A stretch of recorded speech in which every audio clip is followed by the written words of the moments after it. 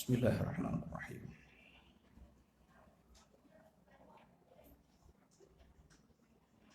Assalamualaikum warahmatullahi wabarakatuh. Alhamdulillahi rabbil alamin. Wa usalli wa usallim ala sayyidina Muhammad wa ala alihi wa ashabihi ajma'in. Subhanaka la ilma lana illa ma 'allamtana innaka antal alimul hakim. Rabbi shrah li sadri wa yassir li amri wahlul 'uqdatam min lisani yafqahu qawli.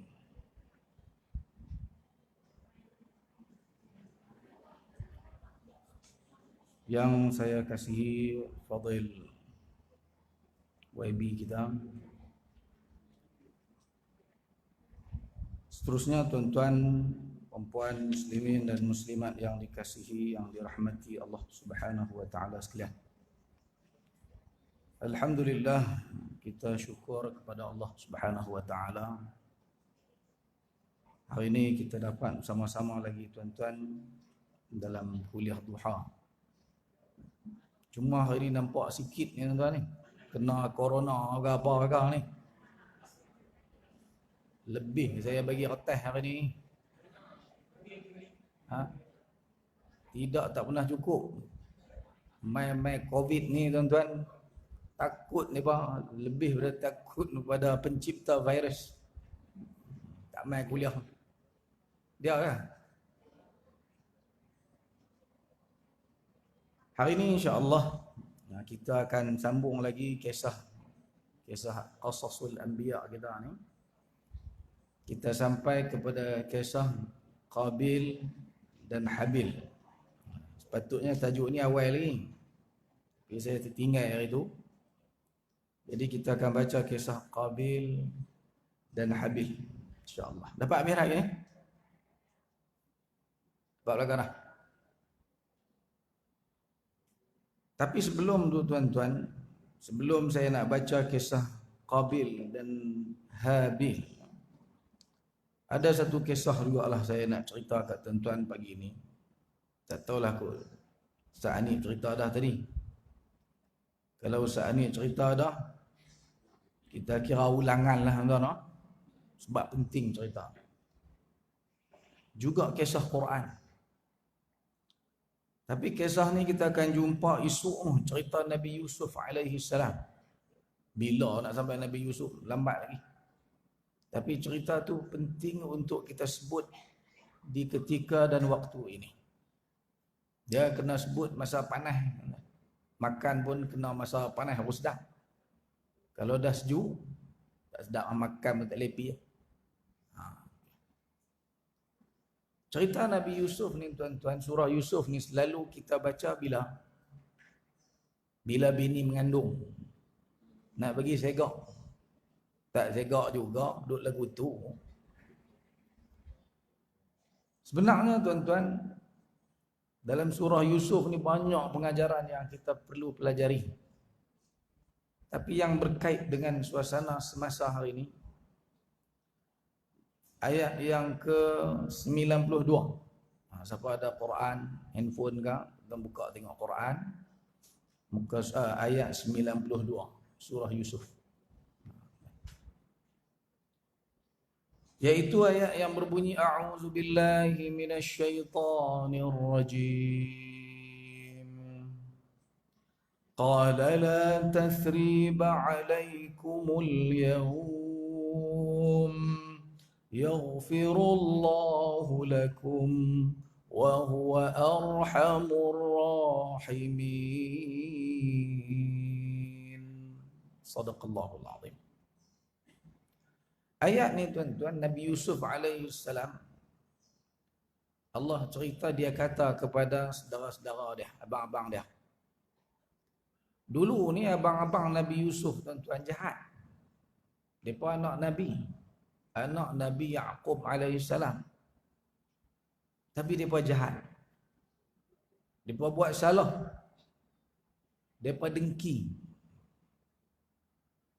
Depa dengki ni tuan-tuan kepada Nabi Yusuf alaihi salam ni sampai ke peringkat depa nak bunuh Nabi Yusuf. Uqtuluhu. Orang kata bunuh, buanglah dia. Punya sakit hati sampai ke peringkat. Kita tak ada lah sampai tahu tu kalau kata sakit hati hasad lah. Hasad ni jealous pun masuk lah. Kita kalau takak hasad ni pergi jumpa Tok Bomong Siam lah. Siapa lagi bagus tuan-tuan? Kita ke mereka? Orang Melayu dia tak pergi bunuh. Dia pergi cerita orang lagi mampu ya bang ni tak? Pada muka aku kan. Ataupun mereka cadangkan pada ketika tu duduk berunding nak buat apa akan Nabi Yusuf ni, suruh lempak dalam telaga.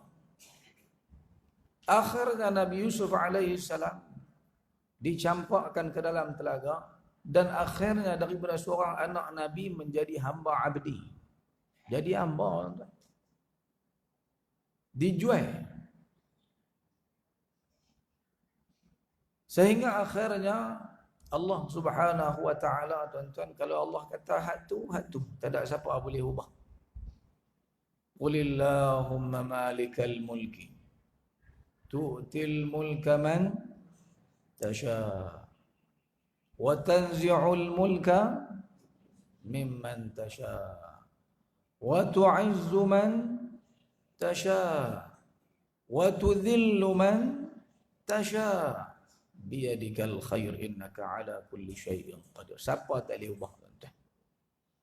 Kalau Allah nak bagi kuasa, nak bagi kementerian, tak kira lah kementerian apa-apa kan, alam sekitar ke, kalau Allah nak bagi, Allah bagi. Siapa pernah terfikir Dr. Zulkifli Al-Bakri akan jadi menteri? Allah nak bagi. Kita tak ada siapa terfikir. Allah nak bagi. Wa tu'izzu man tasha. Nak muliakan orang, nak hinakan orang, nak cabut kekuasaan, tak tahulah kedah ni bila kan. Allah duduk di tangan siapa? Biyadikal khair. Kena belajar yakin. Tidaklah meroyan sangat. Sikit lagi nak balin mikrofon pula tu kan. Okey. Nabi Yusuf alaihi salam walaupun dikhianati oleh saudara-saudara dia, depa buat macam-macam kat dia, tapi bila Allah kata Allah nak bagi kuasa kepada Nabi Yusuf, Allah bagi tuan-tuan. Ni saya ulang, tak mana saya ceramah. Saya ulang ayat ni, cerita ni. Sebab perlu diperingati pada waktu ini. Ketika mana adik-beradik dia, abang-abang dia duduk depan dia, semua mengaku salah. Kalau tuan-tuan tengok di ayat yang sebelum itu, dia pun mengaku salah. Qalu tallahi laqad atharaka Allahu alaina wa in kunna la khati'in. Dia pun mengaku, betul lah memang Allah nak lebihkan kamu, kami tak payah buat apa. Dan kami salah. Waktu tu kalau Nabi Yusuf AS nak ambil tindakan kepada keluarga dia, kepada adik-beradik dia, dia lagi sakit hati tuan-tuan bila yang buat jahat kat kita ni orang ke adik-beradik tuan-tuan. Adik-beradik. Lagi dekat hubungan dengan kita, tiba-tiba dia buat sesuatu yang tidak sepatutnya, dia buat kita lagi orang kecewa. Ish, kalau orang lain tak faham. Kalau yang buat kat kita tu musuh kita tak faham. Tiba-tiba yang buat kat kita tu adik-beradik kita, akan kita berasa kecewa, frust. Jadi kalau ikut perasaan tuan-tuan, Nabi Yusuf AS akan hukum mereka pada hari itu. Tapi apa yang Nabi Yusuf AS ucapkan, Nabi Yusuf kata, La tathriba alaikumul yawm. Hari ini tidak ada cercaan, tidak ada sindiran, pali-pali apa tak ada. Tak ada nak bagi sakit hati. Koklah nak ambil tindakan dengan perbuatan, dengan kata-kata pun tidak, aku tidak akan sakiti hati kamu. Dia maafkan begitu saja kesalahan yang dilakukan oleh saudara-saudara dia. Macam dengan tak ada apa. Dia lupakan tu kesalahan tersebut. Bahkan dia doa pula, dia kata wallahu yaghfiru lakum. Aku doa kepada kamu, moga-moga Allah ampunkan salah silap kamu dulu. Ish, akhlak Nabi-Nabi ini tak ada yang lebih tinggi daripada akhlak para anbiya alaihi wassalatu wassalam yang kita kena contohi dan kita kena ikuti dalam hidup kita. Bila diberi kekuasaan menguasai ni, sebelum tu dia tak menguasai adik-beradik dia ni, baru kerajaan Mesir. Ni bila adik-beradik dah semua tunduk menyerah diri kepada dia, pada waktu itu dia kata la tathriba alaikumul yaum yaghfirullahu lakum, moga-moga Allah ampunkan salah silap kamu, wa huwa arhamur rahimin, dialah Tuhan yang paling penyayang di kalangan yang penyayang. Ketika Nabi SAW tawan kota Mekah tahun yang ke-8 Hijrah, lepas Hudaybiyah berlaku pada bulan Zulqa'adah tahun yang ke-6 Hijrah. Tak dan 2 tahun. Ish, sama tuan-tuan kan? No. Tak dan 2 tahun. Bulan Ramadan tahun yang ke-8 Hijrah, tiba-tiba Allah anugerahkan kemenangan. Secara tiba-tiba. Secara tidak disangka-sangka. Yaitu apabila puak sebelah sana, yaitu Quraisy, telah melakukan kesilapan dengan pitulung Bani Bakar untuk membunuh Bani Khuza'ah. Silap. Atas kesilapan itu, mereka telah melanggar perjanjian yang telah disepakati, maka Nabi SAW mengerahkan para sahabat seramai 10,000 orang untuk menyerang kota Makkah Al-Mukarramah, dan Nabi tak mau berlaku pertumpahan darah. Nabi pesan jangan habaq kat siapa. Sebab tu Nabi marah sangat bila ada orang bocong kat siapa. Hatib bin Abi Balta'ah. Dalam perjalanan nak masuk ke kota Makkah, tuan-tuan, 10,000 ni kan. Quraisy dah surrender. Tak boleh buat apa. Sahabat ni, tuan-tuan, oleh kerana geram dengan perangai jahat yang pernah dilakukan oleh orang-orang Quraisy. Tak jahat lagu mana, tuan-tuan? Apa kejahatan yang mereka tak buat kepada umat Islam?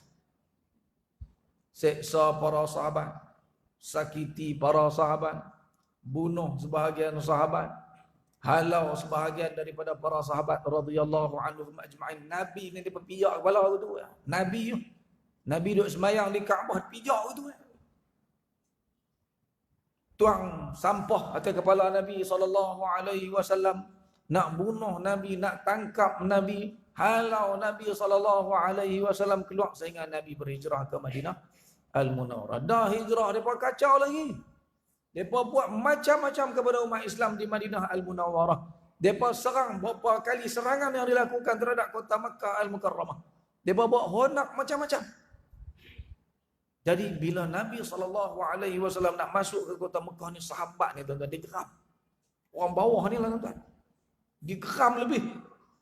Sehingga salah seorang sahabat yang bernama Sa'ad bin Ubadah, ketua orang-orang Khazraj, masa dalam nak masuk ke Mekah tu, tuan-tuan, dia kata apa?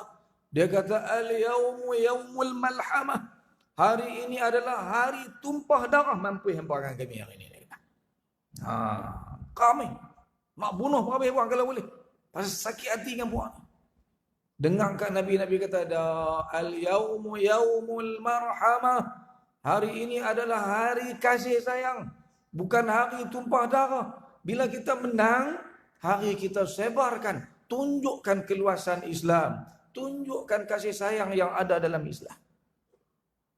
Bila Nabi dah bersihkan Kaabah, tawan semua kota Mekah, ketika itu Nabi kumpulkan orang-orang Quraisy. Masa Nabi kumpulkan orang-orang Quraisy, pada ketika itu sekali lagi, tuan-tuan, Nabi SAW ulang apa yang dilakukan oleh Nabi Yusuf AS. Nabi tanya mereka dulu, agak-agak aku nak buat apa agak hari ini? Kalau kita mampu, tuan-tuan, gekam. Dulu kata macam-macam, dulu buat macam-macam, kenak dan sebagainya. Waktu tu Nabi kata, aqulu lakum al-yawmu aqulu lakum kama qala Yusuf li ikhwati. hari ini aku nak kata kepada kamu seperti mana yang diucapkan oleh Nabi Yusuf alaihi salam kepada saudara-saudaranya. La tathriba alaikumul yaum yaghfirullahu lakum wa huwa arhamur rahimin. Nabi ulang balik tuan-tuan ucapan tersebut. Bila menang, ingat yang ni. Ingat, la tathriba alaikumul yaum. Jangan duk sindiang orang. Jangan duk kata ke orang. Jangan menyakitkan hati musuh yang telah tewas di tangan kita. Doakan keampunan kepada mereka. Dan itulah tuan-tuan yang sengaja saya sebut sebab benar baik. Di ketika hari itu beberapa hari dahulu, bila suasana panas di negara kita tuan-tuan, berlaku peralihan kuasa dan kelang kabut tu, hak bawah ni dia kata macam-macam. Tu dia lah. Kan tuan-tuan ada kata tak tuan? Tak, mana tak kata apa ni kan? Kata macam orang ni, sindia orang tu dia lah kami kata dah. Dulu ni, dah ungkit balik. Perang tiba-tiba tuan-tuan dalam kelang kabut itu, Tuan Guru Haji Abdul Hadi Awang keluar satu kenyataan 3 baris ya tuan-tuan. Bermula dengan perkataan al-yaumu yaumul marhamah. Kemudian Tuan Guru baca ayat tadi, qala la tathriba alaikumul yaum yaghfirullahu lakum wa huwa arhamur rahimin. Lalu Tuan Guru Haji Abdul Hadi Awang kata apa tuan-tuan? Jangan keterlaluan. Bukanlah tak bagi langsung, geram ni dia kena kata juga sikit-sikit kan. Datuk Guru kata ni. Jangan keterlaluan, kita nak tahan tak boleh. Macam Sa'ad bin Ubadah lah. Pengikut ni bawa biasa dia terlajak geram lah. Jangan keterlaluan. Jangan berlebih-lebihan menyindir musuh. Walaupun kita gembira dengan kemenangan. Dan antara pesanan Tuan Guru lagi tuan-tuan kepada semua umat Islam ni, supaya ambil i'tibar daripada peristiwa yang berlaku di zaman Nabi Yusuf dan yang berlaku di zaman Nabi SAW, dan sejarah ni tetap akan berulang dalam kehidupan kita tuan-tuan. Doakan kata Tuan Guru, hidayah Allah kepada orang-orang yang pernah mengkhianati kita.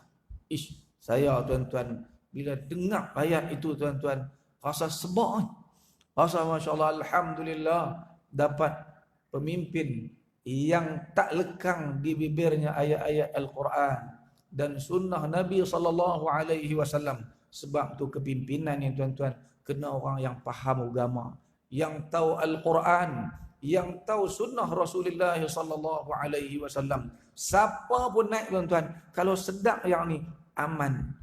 Seaman-amannya ketika berlaku peralihan kuasa. Sebab dia sedap yang bagi kerajaan, yang tarik balik kerajaan siapa? Allah. Yang beri kemuliaan, yang beri kehinaan siapa? Allah Subhanahu wa ta'ala. Cukup dekat tu kita nak baca kisah Qabil dan Habil pula tentang pagi ini.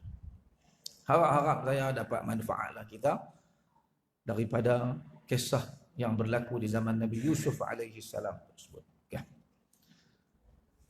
Pagi ini kita akan baca kisah Qabil dan Habil. Walaupun kisah ni masyhur dan seingat saya tuan-tuan pun tahu dah kisah ni. Tapi oleh kerana Allah mulakan ayat yang kita nak baca ni dengan mula ayat watlu alaihim, bacakan kepada mereka. Ceritakan kepada mereka. Kena dengar cerita ni tuan-tuan. Orang Yahudi pun kena dengar cerita ni. Tambah-tambahlah kita orang yang nak mengambil Al-Quran sebagai panduan dalam kehidupan kita. Saya bacalah tuan-tuan, tuan-tuan baca ikut pelan-pelan. Lagi lambat pula. A'udzu billahi minasy syaithanir rajim. واتل عليهم نبأ ابني آدم بالحق إذ قربا قربانا فتقبل من أحدهما ولم يتقبل من الآخر قال لأقتلنك Qala innama yataqabbalu Allahu minal muttaqin. لئن بسطت إلي يدك لتقتلني ما أنا بباسط يدي إليك لأقتلك إني أخاف الله رب العالمين إني أريد أن تبوء بإثمي وإثمك فتكون من أصحاب النار وذلك جزاء الظالمين فطوعت له نفسه قتل أخيه فقتله فأصبح من الخاسرين فبعث الله غرابا يبحث في الأرض ليريه كيف يواري سوءة أخيه قال يا ويلتى أعجزت أن أكون مثل هذا الغراب فأواري سوءة أخي فأصبح من النادمين صدق الله العظيم. Allah Subhanahu wa taala perintahkan Nabi kita Nabi Muhammad sallallahu alaihi wasallam untuk cerita kisah ni tuan-tuan. Baca bagi mereka dengar. Orang Yahudi ni kan dia percaya Al-Quran. Bagi mereka dengar. Cerita. Jadi kita umat Islam lagi-lagilah perlu bagi generasi yang ada ni tuan-tuan, anak kita, anak murid kita kena tahu cerita ni. Iaitu kisah dua orang anak Adam cerita dengan yang sebenar-benarnya. Dengan dua cerita hak tak betul, hak garut, ada penambahan yang tak menasabah, tak payah cerita. Iaitu Qabil, Qaf alif ba ya lam, Qabil anak sulung Nabi Adam alaihi salam, dan juga adik dia nama Habil, ha alif bukan ha, Habil. Il qarraba qurbanan, iaitu kisah ketika mana mereka buat korban. Korban yang dimaksudkan di sini bukanlah seperti yang disyariatkan dalam syariat kita pada hari ini. Itu kita bila nak korban ni dia ada sempena dia, iaitu ketika mana hari raya korban 10 hari bulan Zulhijjah, 11, 12 dan 13 hari bulan Zulhijjah. Itu korban dalam syariat kita, syariat Nabi kita Nabi Muhammad sallallahu alaihi wasallam, yang menjadi sunat yang sangat dituntut. Jangan tinggal tuan-tuan. Tak mesti buat dengan yayasan amal saja, dengan mana-mana tempat. Kalau di kampung kita tu tak ada, kita kena jadi orang mula. Benda-benda baik ni kita kena jadi orang mula tuan-tuan. Biar hidup korban. Dan kena bagi orang faham kenapa kita buat korban. Bukan nak makan daging. Korban kadang-kadang dia fikir untuk makan dagingnya. Dia tengok lembu kurus aku tak mau buat aku. Dia fikir lagu tu. Dah, korban bukan itu maksud yang sebenarnya tuan-tuan. Itu sebahagian daripada maksud korban. Tapi yang lebih daripada itu ialah tanda kita buat sesuatu, mengorbankan benda yang kita sayang, yang kita kasih ni untuk nak dapat dekatnya kedudukan kita dengan Allah Subhanahu wa taala. Nak bagi kita ni hampir. Qurbah tu makna qarib, makna dia dekat. Qurban, orang Melayu sebut korban. Korban tu dia tenggelam, dia makna korban macam pengorbanan, dia faham tu? Dah, perkataan korban ni daripada perkataan qurbah, perkataan qarib, dekat. Kita buat tu, kita akan lagi hampir dengan Allah Subhanahu wa taala. Murah, mahal itu bukan sandarannya, tapi sejauh mana kita nak menghayati amalan tersebut. Di zaman Nabi Adam alaihi salam ni, syariat korbannya tak sama dengan kita. Syariat korban ni salah satu tujuannya ialah nak tengok yang mana Allah Subhanahu wa taala terima. Nanti kita perincikan di bawah sana tu apa benda yang dipersembahkan oleh Qabil dan juga Habil. Il qarraba qurbanan, iaitu ketika mana mereka dua-dua orang ni tuan-tuan buat korban untuk tujuan nak tengok siapa yang lebih dekat kedudukan dengan Allah dan layak untuk menikahi adik mereka yang bernama, setengah ulama sebut Iqlima, setengah ulama menyebut dengan nama Qalima, nama apa nama anak Nabi Adam alaihi salam yang merupakan saudara kepada Habil, lahir sekali depan ni kembar. Fatuqbila min ahadihima, lalu Allah Subhanahu wa taala terima korban yang dilakukan oleh salah seorang daripada mereka berdua, iaitu korban yang dilakukan oleh Habil. Walam yutaqabbal minal akhar, tapi hak seorang lagi Allah tolak korban dia buat juga, dia persembahkan juga harta dia, tapi Allah tak terima, Allah tolak. Seorang Allah terima, seorang lagi Allah tolak. Zahirnya buat sama, tetapi tidak diterima salah seorang daripada mereka, iaitu korban yang dilakukan oleh Qabil. Qala la aqtulannak, lalu oleh kerana marah, sakit hati kerana dengki, al-hasad, dia kata ke adik dia kata ke abang dia kata aku nak bunuh kamu. Dia kata kepada adik dia, aku nak bunuh kamu, la aqtulannak, kerana korban kamu diterima, korban aku tidak diterima. Qala innama yataqabbalu Allahu minal muttaqin. Habil kata, nak buat lagu mana? Dah jadi kaedah dah. Yang Allah Subhanahu wa taala nak terima ni ialah pengorbanan yang dilakukan oleh orang yang bertakwa. Kalau dia tidak bertakwa, buat sesuatu amal tu lebih kurang saja, Allah tak terima. Kalau orang tu bertakwa, Allah terima. Bukan duduk kat aku, Allah terima. La in basatta ilayya yadaka litaqtulani, kalaulah kamu nak bunuh aku, memang kamu berazam sungguh nak bunuh aku, ma ana bibasutin yadiya ilaika liaqtulak, aku tidak akan buat lagu tu. Aku tidak akan hulurkan tangan aku untuk membunuh kamu. Walaupun tuan-tuan, sebenarnya dari sudut kekuatan badan ni kan, kalau kira siapa lagi sado, Habil lagi kuat lagi, badan lagi besar lagi daripada Qabil. Tapi nak bunuh ni tuan-tuan dia tak mau. Nak buat dosa ni dia tak mau. Walaupun dia mampu buat pada ketika itu tuan-tuan. Pasal apa dia tak mau buat? Inni akhafu Allah Rabbal Alamin. Sebabnya ialah kerana aku takut kepada Allah, Tuhan sekalian alam. Nak menyelamatkan kita daripada dosa ni, sifat ni, sifat takut kepada Allah Subhanahu wa taala. Sebab tu kena minta ke Allah Ta'ala sifat takut. Ada doa Nabi ajak kita, Allahumma qsim li min khasyatika ma tahulu baini wa baina ma'siyatik.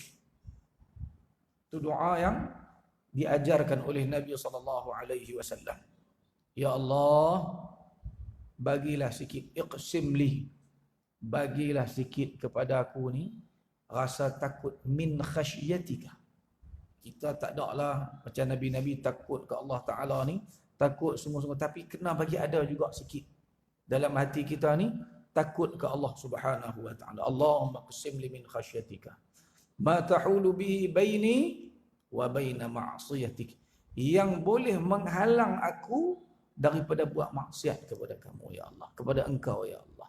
Kalau tak ada sifat ni, kita akan rosak, kita akan binasa.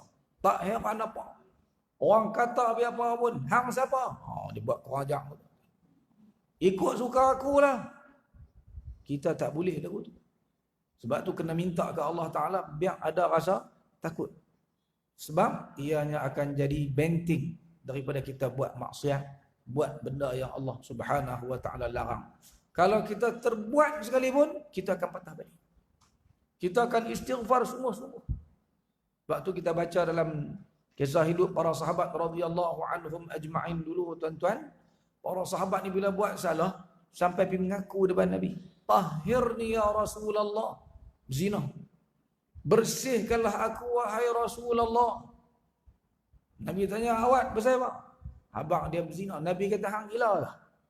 Nabi tanya dulu, tak mau ni, tak mau dengar ni. Tapi berkali-kali dia desak kepada Nabi SAW. Akhirnya barulah Nabi SAW laksanakan hukum had, iaitu zina muhsan, ya tuan-tuan. Direjam dengan batu sampai mati.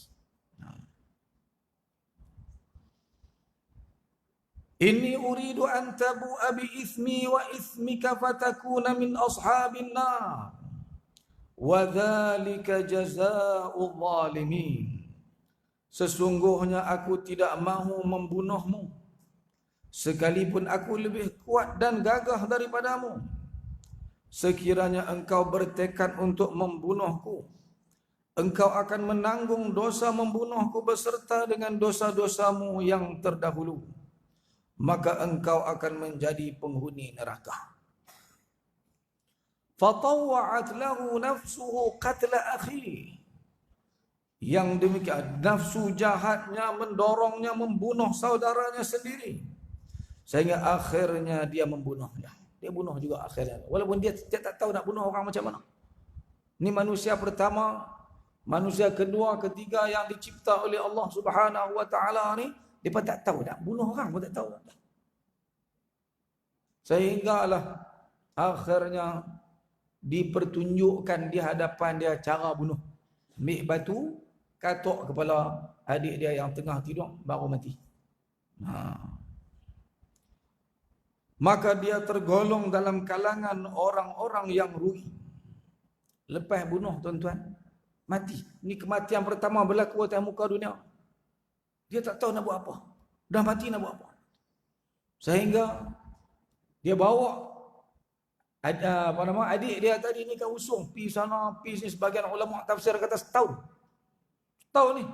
Tapi sebagian ulama kata tak tahulah tepat ke tidak nukilan tersebut, tetapi lama jugalah yang dia tercari-cari nak buat macam mana terhadap kesalahan yang telah dilakukan. Lalu pada ketika itu Allah Subhanahu wa taala hantar main burung ghurab, burung gagak. Burung gagak ni baik ke jahat, tuan-tuan? Ni antara fawasiq, antara binatang-binatang yang kalau kita jumpa boleh bunuh. Tikui. Lagi apa tu? Ada satu burung, tuan-tuan. Nama dia had'ah, nama dia. Saya tak tahu nak terjemah apa dalam bahasa Melayu kita, burung ni. Yang disebut oleh Nabi SAW sekali dengan ghurab ni, yang boleh bunuh kalau jumpa. Saya tengok ada satu rancangan dalam YouTube, dalam TV Arab. Salah seorang panel tu kata, dulu dia kata, aku heran, awak yang burung yang nama dia had'ah ni boleh dibunuh, sedangkan tak nampak masalah apa-apa. Sehinggalah bila berlaku kebakaran yang banyak di negara Australia, dia tunjuk video lah, burung yang nama had'ah ni, tuan-tuan, dia makan tikui, dia makan binatang-binatang ada dalam hutan renek-renek. Cara dia berburu lagu mana, tuan-tuan? Dia akan pergi cari api, tak mana-mana ada lah, mana dia akan bawa api itu pergi cucuh hutan-hutan yang ada di kawasan pedalaman di Australia. Terbakar bukan sikit-sikit, tuan-tuan. Terbakar sana, terbakar sini. Bomba pun tak larat Nabi Padang. Ni di Australia. Jadi bila mereka check, tuan-tuan, mereka ambil video dekat dengan burung ni, rupanya bila dia berjaya ambil api tak mana-mana, dia menyala, dia cucuh pula lagi, bagi menyala lagi luas kawasan tu. Dia akan ambil api, pergi lempang. Dia pergi sampai sebahagiannya, matilah kebakaran tu mana dah. Dia jahat, tuan-tuan. Dia kata, barulah aku faham kenapa Nabi SAW sebut nama burung ni. Burung ni, burung yang kalau jumpa tang mana pun, sekalipun di tanah haram, boleh bunuh. Ghurab ni saya tak tahu pasal apa. Tapi ghurab termasuk sebagai salah satu binatang yang boleh bunuh. Diharuskan kita bunuh dia kalau kita jumpa. Al-ghurab. Jadi burung sampai Nabi suruh bunuh ni, tuan-tuan. Dibenarkan bunuh ni baik ke jahat? Jahat. Allah saja bawa contoh burung ghurab ni nak tunjuk kepada kita bahawa perbuatan yang dilakukan oleh Habil tu perbuatan baik ke jahat? Jahat. Sebab hak dia main tunjuk tu pun ghurab. Berkelahi juga burung ni. Kelai aku pompang-pompang. Mati sekok tuan-tuan. Bila mati burung yang nama ghurab ni, dia cari tang mana nak tanam. Yabhathu fil ardi liyuriyahu kaifa yuwari sawata akhi. Burung itulah yang korek tanah, dia kambut burung yang sekok lagi. Nak tunjuk kepada Qabil bagaimana cara untuk nak mengkebumikan jenazah. Dia pun tiru burung tadi. Dia pun jahat, burung tu pun jahat. Cara buat tu pun bukan cara Islam. Cara hak betulnya macam kisah Nabi Adam alaihi salam wafat yang kita dah kisahkan dulu. Malaikat mai bawa kain kapan, bawa segala kelengkapan untuk nak kebumikan, tunjuk kepada kita macam kita buat pada hari ini. Lalu dibuatlah macam kita buat, dikafankan, salatkan, kemudian dikebumikan. Itulah sunnah yang kita laksanakan turun temurun sampailah kepada hari ini. Karena kita orang Islam ni panduan cukup lengkap, cuma orang Islam tak apa mau kadang-kadang. Hak bumi jenazah tu dia mau, hak lain dia tak apa mau. Hak tu tak patutnya kita. Kemudian dia pun kata, qala ya wailata a'ajaztu an akuna mithla hadzal ghurab fa uwariya sawata akhi fa asbaha minan nadimin. Dia bila dia tengok lagu tu buat, kata, celakanya aku, dia kata. Cakap pun bukan cakap baik tuan. Celaka dia kata. Baik dengan tu. Aku tak boleh buat, aku pun boleh buat A'ajaztu an akuna mithla hadzal ghurab. Takkan aku tak boleh buat, aku pun boleh buat. Lalu aku akan boleh mengkebumikan jenazah mayat saudaraku. Fa asbaha minan nadimin. Lalu dia tuan-tuan, dia menyesal atas apa yang berlaku. Sekali lagi lah kita tengok apa makna fa asbaha minan nadimin ni tuan-tuan. Okey. Itulah ringkasan kisah yang berlaku kepada Qabil bin Habil. Dan Habil pada masa peristiwa ni berlaku tuan-tuan, umur baru 20. Muda lagi pada masa ni. Jadi dah jadi syariat dah. Dah menjadi fitrah manusia ni. Bila Allah Subhanahu wa taala hantar Nabi Adam ke dunia ni, nak bagi ramai keturunan yang namanya manusia ni. Nak bagi makin lama makin banyak, makin lama makin banyak. Jadi mau tak mau kena menikah. Itu saja cara untuk nak membanyakkan Bani Adam, Bani al-Bashar atas muka dunia.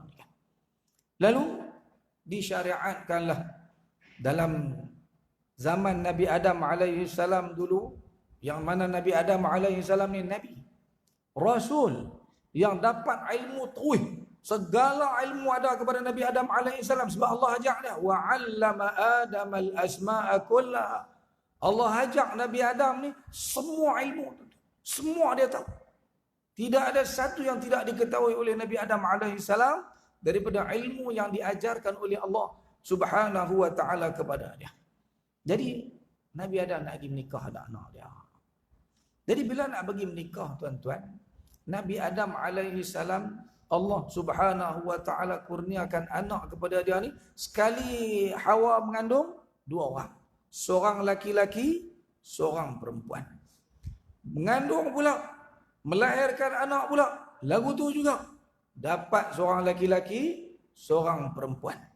Jadi Nabi Adam alaihi salam nak pasangkan pasangan ni, dia tak maulah yang keluar 2 orang sekali ni.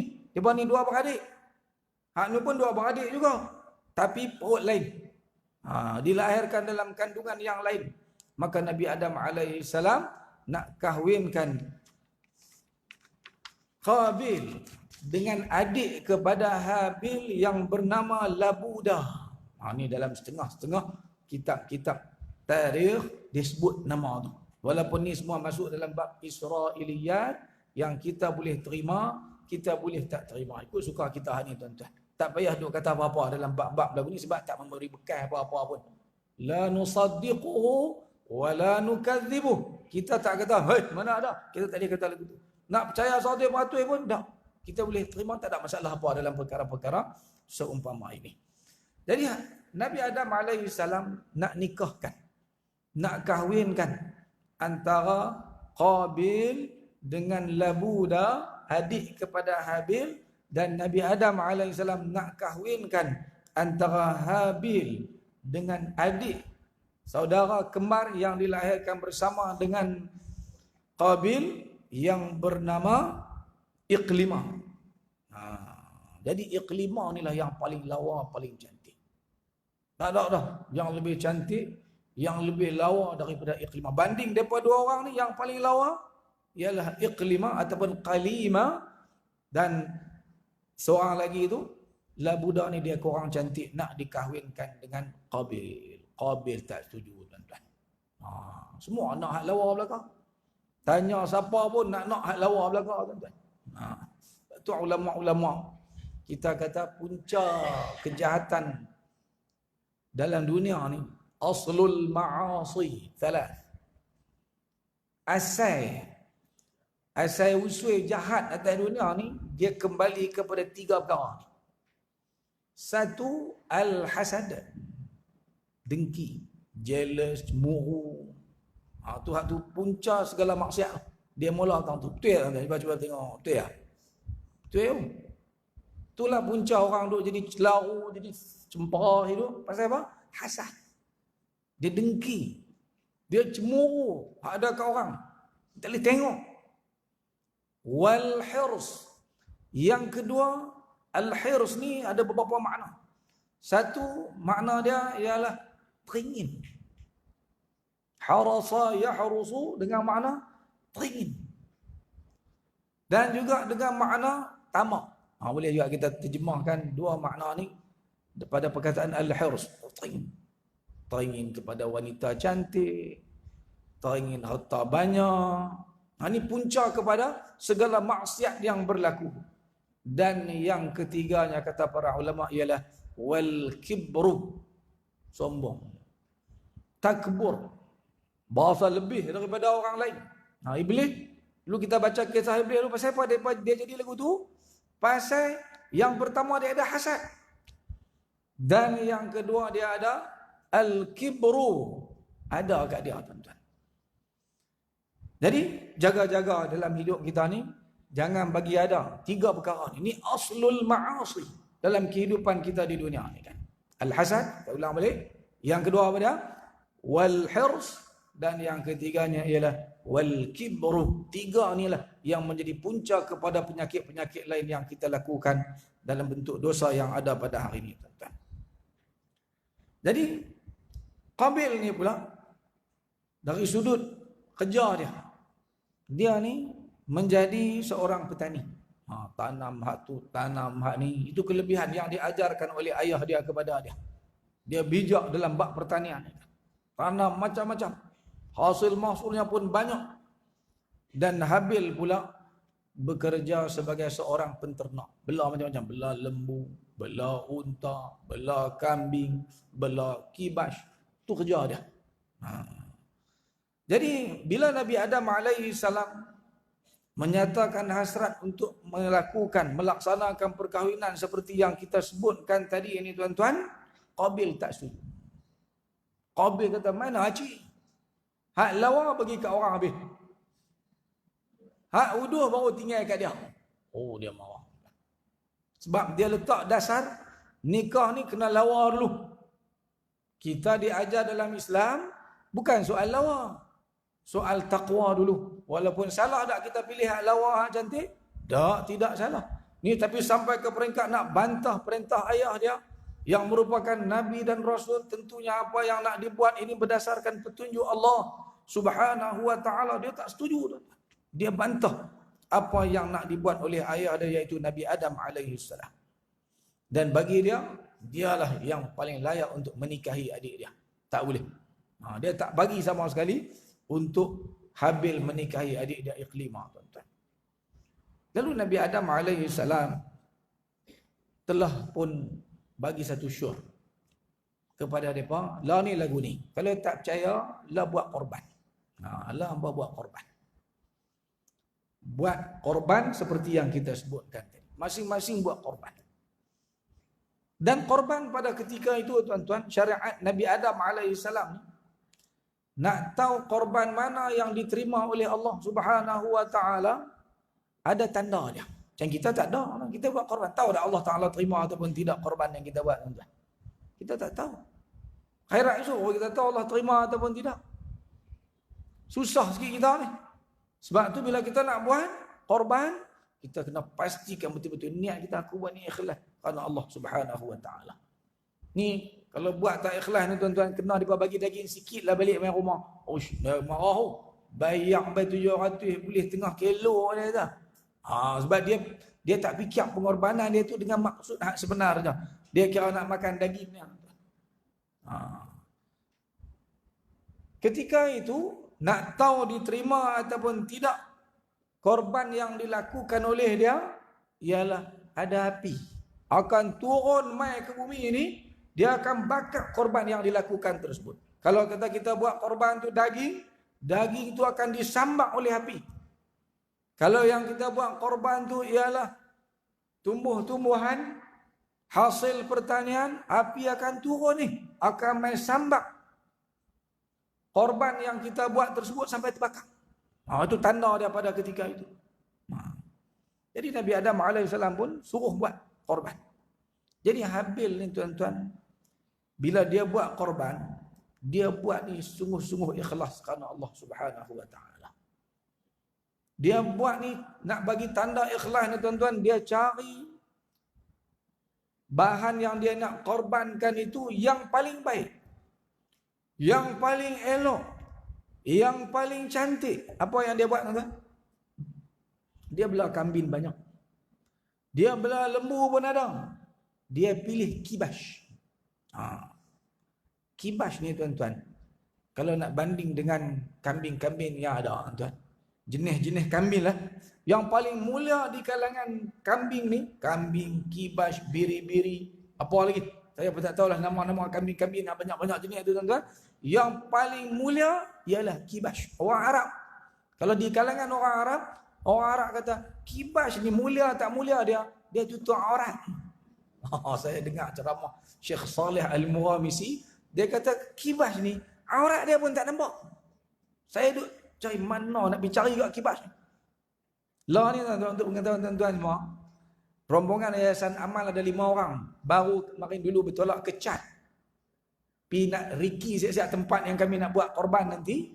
Tapi kami tak membuat di Pekan. Kami nak buat 800 km daripada Bandar Jaminah. Jadi kami nak pergi tengok dulu. Supaya kita bersedia. Tak mau pergi kelang kabut di sana. Ada 5 orang pergi. Bawa orang Chad seorang nama Salam. Salam dia orang Chad. Lah duduk di sana tadi hantar abang. Tapi tak bertolak. Baru duduk di Bandar Jaminah. Jadi saya tuan-tuan tahu ni, kita nak buat korban tu ni, kita dah elan dah ni. Saya lupa nak bawa brosur kat tuan-tuan hari ni. Kita buat korban macam biasalah, lembu 350, kambing 480. Kemudian tahun ni kita tambah satu lagi, iaitu kita tambah unta. Siapa nak buat korban unta, bagi tahu. 600 sahaja tuan-tuan kita ambil. 600 ya. 350, 480, 600 untuk unta.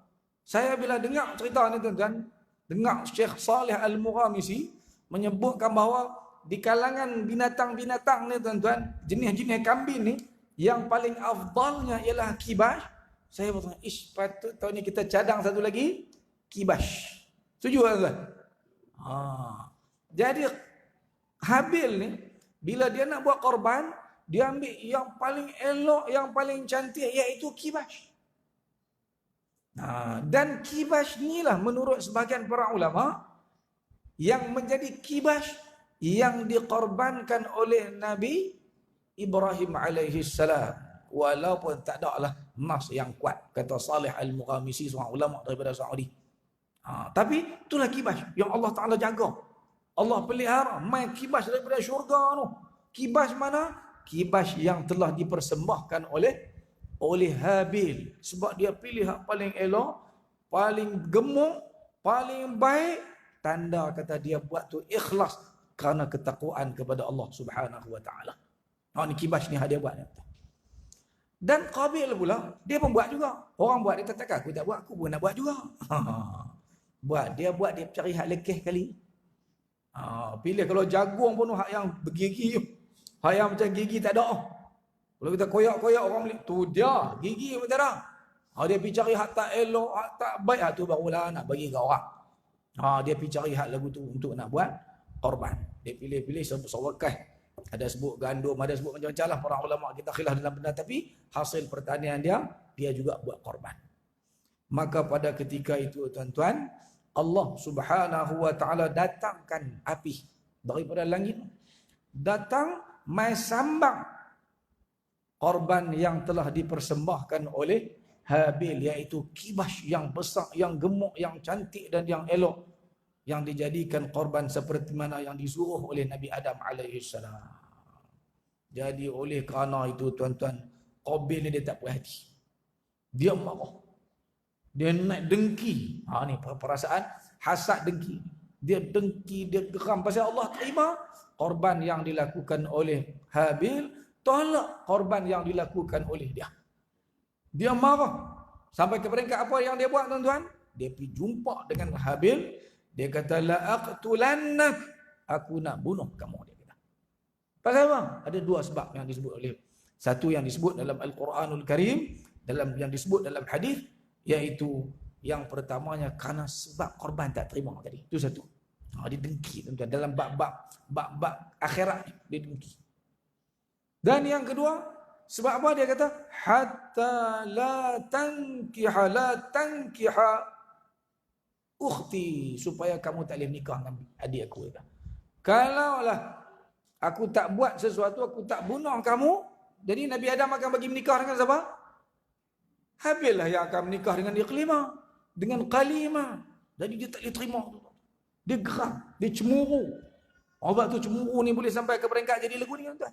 Jadi dah kat kita tuan-tuan. Jadi tuan-tuan. Kalau kata bermadu tuan-tuan, dia cukup kham. Bagi dia perampas. Dia cemburu.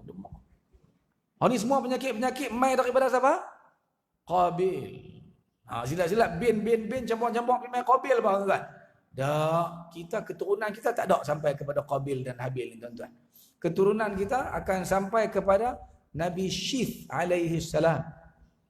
Daripada Nabi Adam AS tu Abul Bashar. Kemudian keturunan yang ada atas dunia ni semua balik kepada Syith, yang Allah Subhanahu wa taala kurniakan kepada Nabi Adam AS setelah Habil mati. Habil mati dibunuh, Nabi Adam AS sedih yang amat sangat. Lalu Allah taala kurniakan Syith kepada Nabi Adam dan Hawa, yang mana Syith tu makna dia hibatullah, dengan makna kurniaan, hadiah daripada Allah Subhanahu wa taala kepada Nabi Adam alaihissalam, menggantikan Habil yang telah pun mati dibunuh tuan-tuan. Aku akan membunuh kamu agar kamu tidak dapat mengahwini saudara. Dia mau, dia tak mau ni. Sanggup bunuh sampai tahap.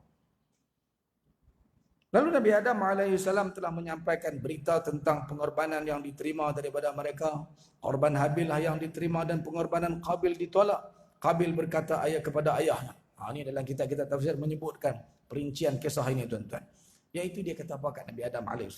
Nabi Adam tuan-tuan, masa peristiwa ini berlaku, dalam kitab-kitab sirah, dalam kitab-kitab tarikh At-Tabari, dalam Al-Bidayah wa Nihayah, menyebutkan bahawa masa tu Nabi Adam tak ada. Masa ni Nabi Adam tak ada. Nabi Adam pergi Mekah. Nabi Adam pergi Mekah untuk melawat tapak di mana yang akan dibina rumah Allah, iaitu Kaabah yang ada ni kan. Jadi bila Nabi Adam balik, Nabi Adam pun bagi tahulah Allah Subhanahu wa taala terima korban yang dilakukan oleh Habil, dan Allah Subhanahu wa taala tolak korban yang dilakukan oleh Qabil. Lalu Qabil kata apa?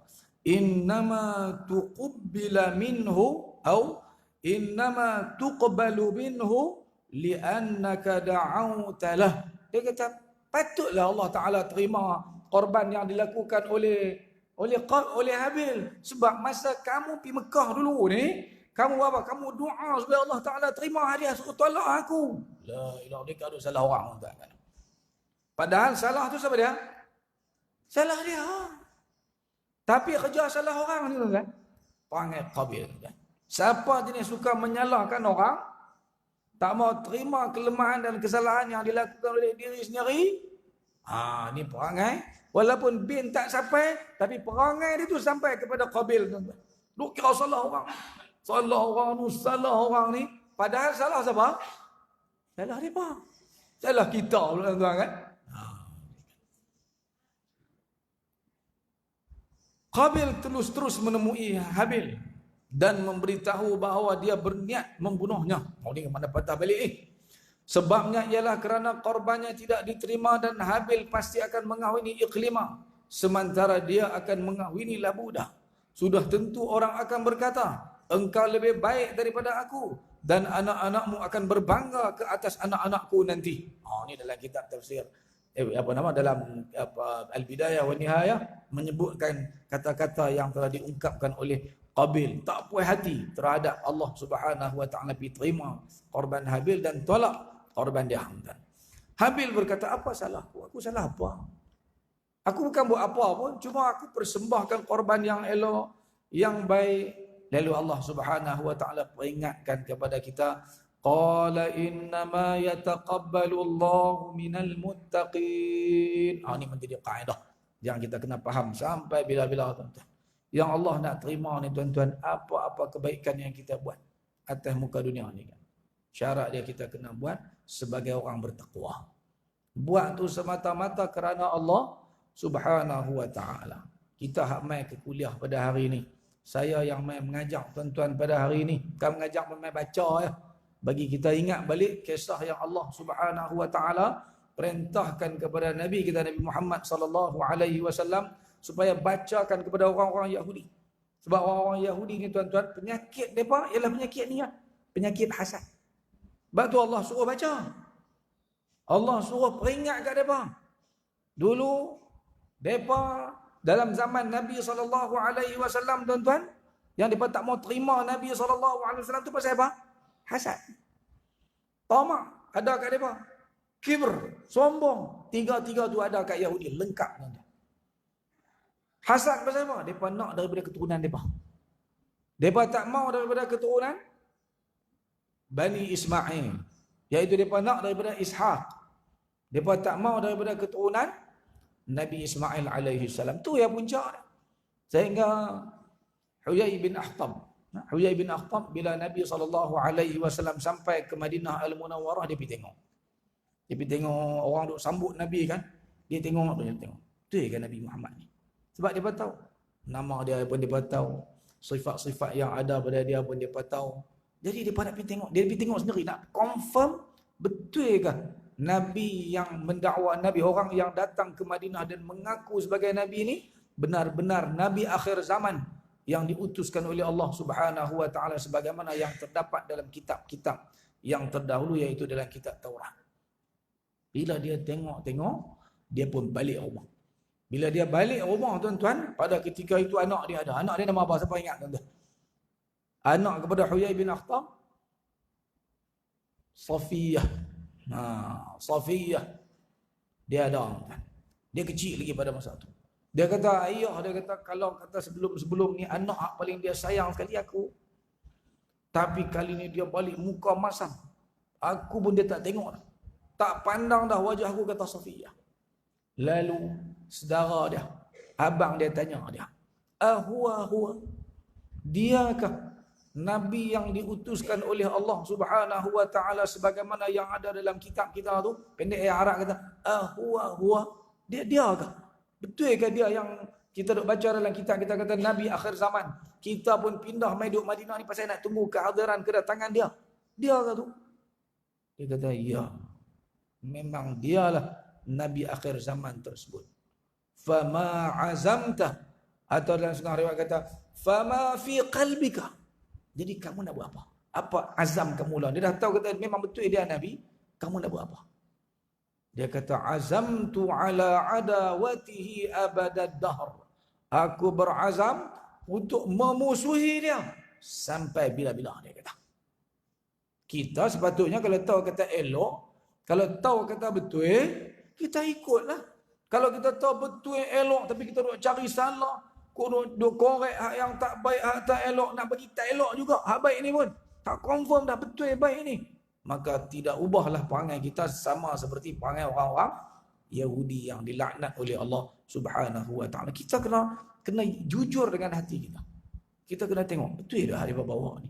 Kalau benda tu betul, benda tu tidak menyimpang, memang benda tu itulah yang dikehendaki oleh Allah Subhanahu wa taala, maka kita kena dengan lapang dada tuan-tuan.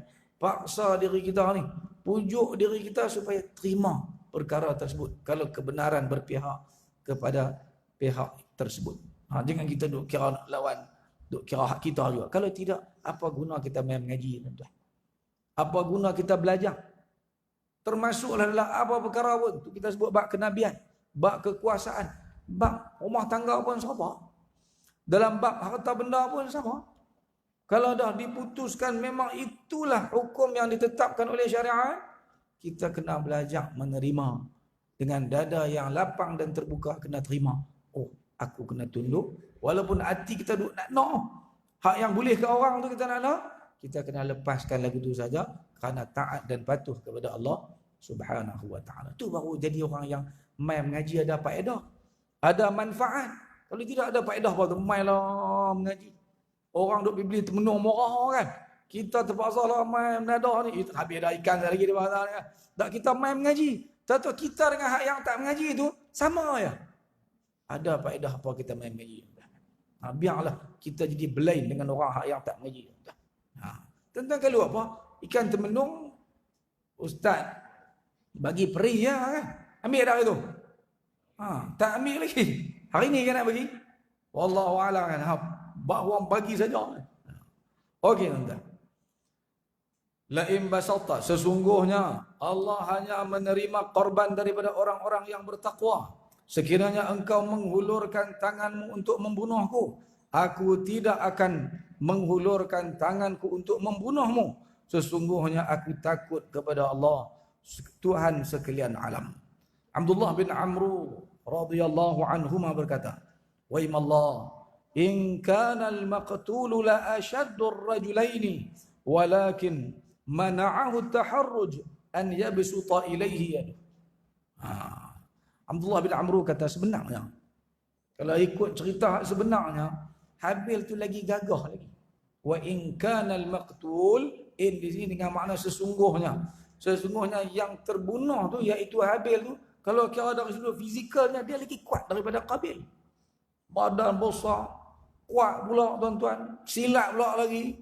Tapi oleh kerana dia takut kepada Allah Subhanahu wa taala, dia tak buat.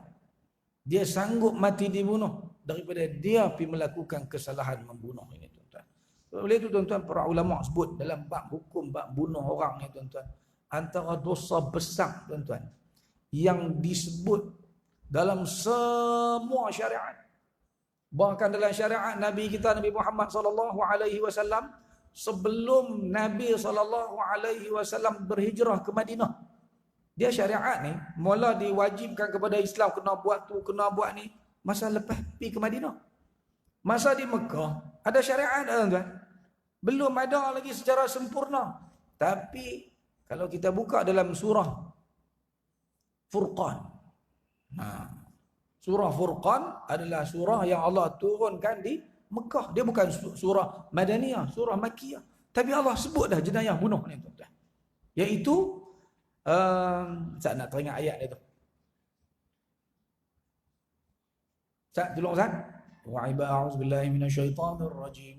Nak ingat kepala tak ingat kena ambil patah balik sikit. Wa ibadur rahmanil ladzina yamshuna 'alal ardi hauna wa idza khatabahumul jahiluna qalu salama walladzina yabituna lirabbihim sujjadan wa qiyama والذين يقولون ربنا اصرف عنا عذاب جهنم إن عذابها كان غراما إنها ساءت مستقرا ومقاما والذين إذا أنفقوا لم يسرفوا ولم يقتروا وكان بين ذلك قواما والذين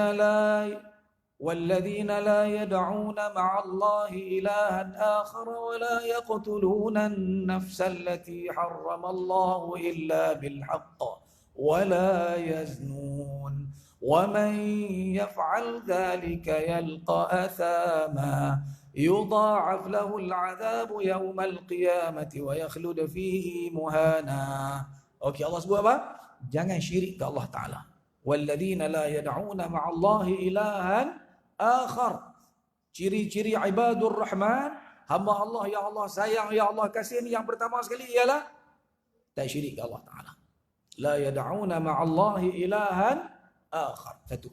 Ini disebut dalam surah Al-Furqan. Ini memanglah menjadi asas dakwah Nabi kita. Jangan disyirik ke Allah Ta'ala dengan Tuhan yang lain. Kemudian, dan orang-orang yang tak bunuh orang lain.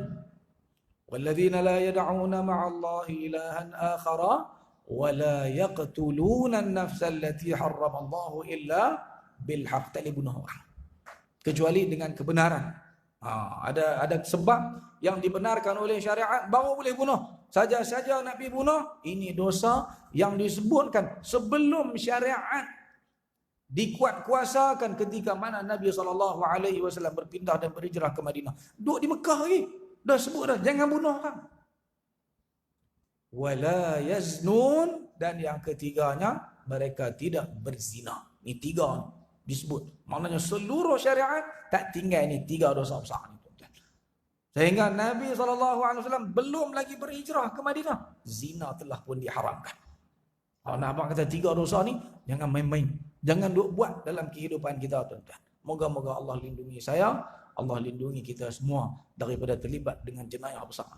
Sehingga tuan-tuan, sebahagian para ulama menyatakan bahawa jenayah bunuh ni, apa-apa yang kita buat sampai ke peringkat sampai sanggup membunuh ni, Allah tak ampun dosa tersebut. Sehingga ulama kata lagu tu, Allah Subhanahu wa taala tak ampun. Sehingga dalam cerita ni tuan-tuan, orang yang bunuh satu orang, faka'annama qatalan nasa jami'a, seolah-olah dosa yang akan diperolehi macam dia bunuh semua orang yang ada atas dunia. Itu nak ampun lagu mana? Punya besar sangat dosa membunuh ni. Sebab tu jangan buat. Waktu ulama bincanglah tuan-tuan, kalau bab-bab nak gugur anak, perbincangannya sangat detail. Takut dosa melakukan pembunuhan ni. Kita sakit hatilah kat siapa pun, nak buat apa, buat halal lah. Jangan sampai ke peringkat tiba-tiba kita mematikan, membunuh satu jiwa yang diharamkan oleh Allah Subhanahu wa ta'ala. Ni dosa yang sangat-sangat besar dalam syariat Islam ni. Sehingga tuan-tuan, tadi kita baca sampai di bawah sana, kita baca tuan-tuan. Qabil sebenarnya tidak tahu cara untuk membunuh Habil. Lalu Iblis datang menyerupai seseorang dan menunjukkan cara membunuh, iaitu Iblis mengambil seketul batu lalu mengetuk kepala seekor burung dengan batu yang lain. Qabil pun tengok-tengok, lagu tu no. Tiru langsung. Dia tiru. Iblis tolong tunjuk cara nak bunuh. Ketika Habil sedang tidur, Habil mengambil seketul batu besar lalu menghentakkannya ke kepala Habil, menyebabkan Habil mati. Inilah riwayat yang paling kuat dalam persoalan bagaimana cara pembunuhan dilakukan oleh Qabil kepada Habil. Dalam kitab Al-Bidayah wa Nihayah, tuan-tuan, pengarang kitab itu iaitu Ibnu Kathir menyebutkan bahawa tragedi pembunuhan ini berlaku di Gunung Qasiyun, di utara Damsyik, Syria hari ini. Di sana terdapat satu kawasan Magharah. Saya duk cari makna Magharah ni. Salah satu makna yang saya jumpa, gua. Dia kawasan gua yang sering disebut tanah darah. Gua darah, Magharatud Dam. Di situlah berlaku pembunuhan ini. Tapi pendapat ni, kata Ibnu Kathir, pendapat ini ialah pendapat Ahlul Kitab. Ibnu Kathir kata, wallahu a'lamu bi sihhati dhalik. Allah lah yang lebih mengetahui betul keadaan hadis kata tu. Sebab kita bila main riwayat-riwayat daripada ahli kitab ni, kita tak boleh kata dak, kita tak boleh membenarkan, kita cuma dengar, cukuplah. Nakalkan pun kita berhenti dekat tu. Mungkin betul, mungkin tidak. Kalau betul pun tidak menjejaskan apa-apa, kalau tak betul pun tidak akan menjejaskan apa-apa akidah kita. Okay. Nabi SAW pesan kat kita semua, mengambil i'tibar daripada peristiwa yang berlaku kepada Qabil dan Habil ni. Nabi kata, idza tawajaha al-muslimani bisayfayhima fal-qatil wal-maqtul fi an-nar. Qalu ya Rasulullah, hadha al-qatil fama balu al-maqtul? Qala innahu kana harisan ala qatli sahibi.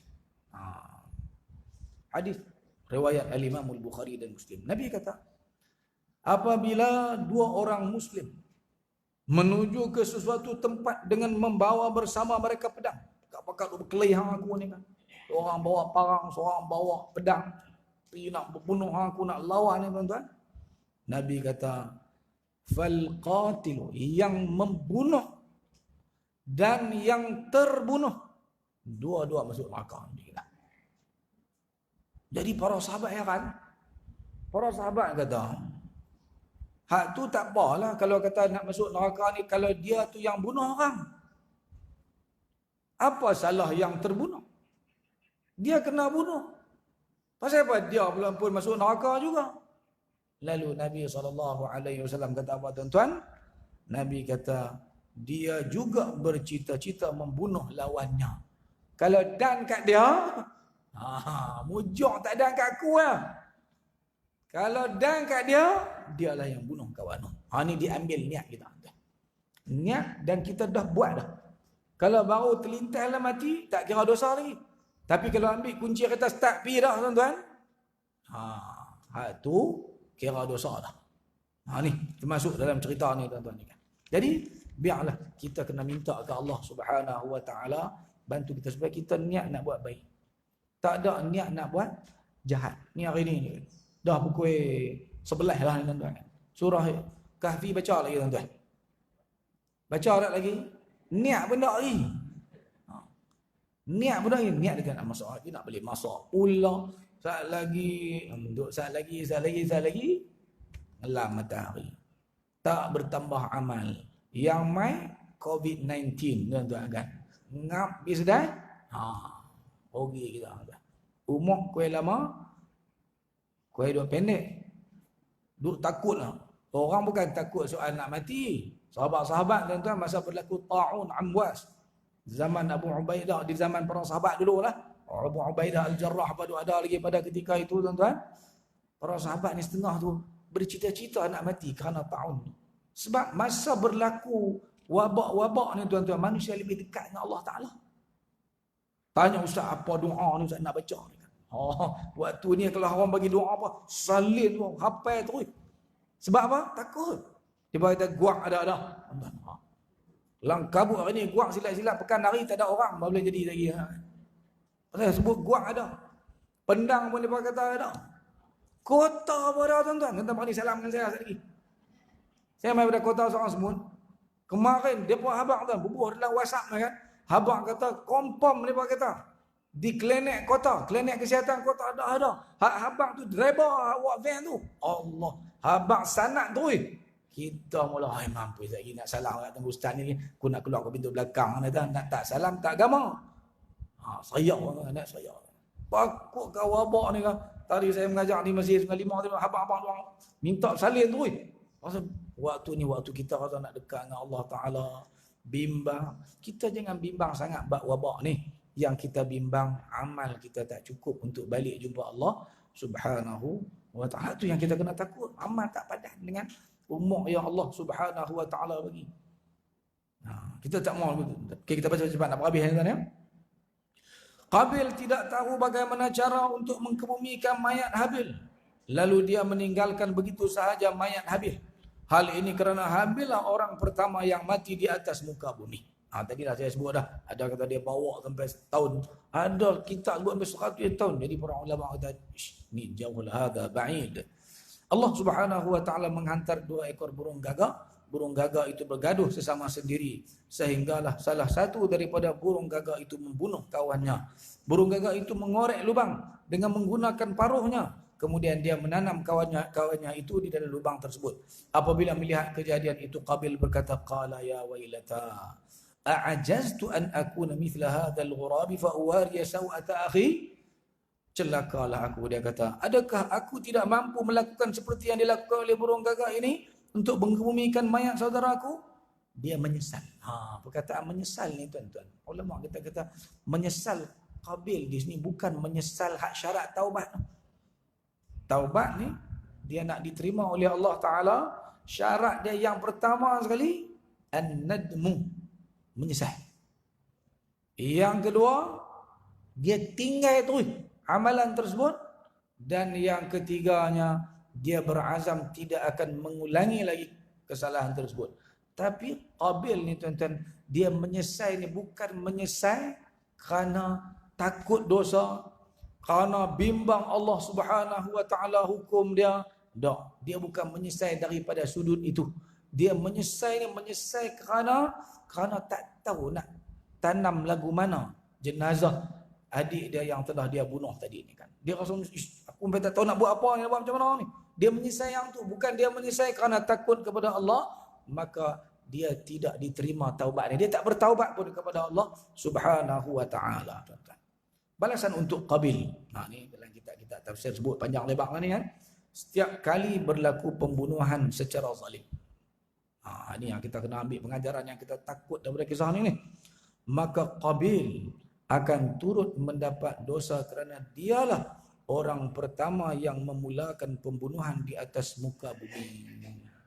Nabi SAW mengingatkan kita semua, la tuqtalu nafsun zulman illa kana ala ibni Adam al-awwal kiflun min damiha li'annahu kana awwalu man sanna al-qatl. Rawahu al-jama'ah siwa Abi Dawud. Tidak terbunuh satu jiwa secara zalim. Mana-mana orang mati kena bunuh. Mati di sana, mati di sini. Melainkan anak Nabi Adam yang pertama, iaitu Qabil, akan mendapat dosa daripadanya. Mesti ada sebahagian untuk dia. Pasal apa? Kerana dialah orang pertama yang memulakan pembunuhan. Jadi sebab tu, kita dalam benda-benda hak tak elok, benda yang tak baik, jangan piduk mereka. Jangan terlibat sama sekali. Sebab dosa ni dia punya sunnah dia lagu tu. Sunnah dia, kita buat satu dosa, orang tiru kita. Kerana kita orang buat dosa tersebut, maka kita juga akan turut mendapat dosa tersebut sampailah ke hari kiamat kelak. Berbeza dengan kebaikan, untung kita. Hak ni rugi kita kalau buat kebaikan. Kita buat satu kebaikan, orang ikut, orang tiru hak kita buat, maka pahala tu tidak akan habis-habis. Kita akan perolehi sehinggalah ke hari akhirat kelak.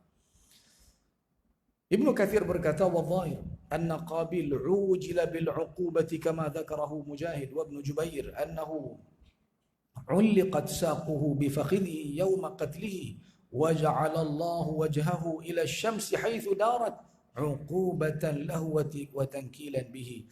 Zahirnya Qabil segera mendapat hukuman seperti mana yang dikatakan oleh Mujahid dan Ibnu Jubair, bahawa dia digantung dalam keadaan betisnya dilipat ke paha pada hari dia membunuh.